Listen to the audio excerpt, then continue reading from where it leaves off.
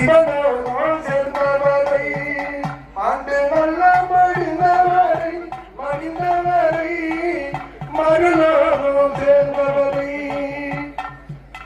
என்று திருப்பதி கேட்க, ஆக 17வது நாள் யுத்தத்தில் காலையிலே என்னை போடி என்று வாடி என்று காசி என்று பேசி என்று பேசிய அந்த துச்சாதனை எனக்கு குண்டு வைத்த ஒரு கொன்று முடித்தாராங்க என்று சொல்ல கன்னடம் அப்படியே சொன்னார். அடுத்து 17வது நாள் யுத்தத்தில் மறுபடியும் யாரும் மாட்டார்கள். மாலை நேரம், பொழுது உறங்கும் நேரம்.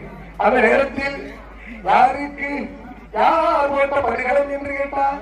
யார் திருப்பதி கேட்க கண்ணன் சொன்னார், 17வது நாள் யுத்தத்தில் மாலை கதிரவன் மறைவதற்கு கொண்டதாக உன்னுடைய மூத்த கொழுந்தன் அந்த கருமணி இழந்து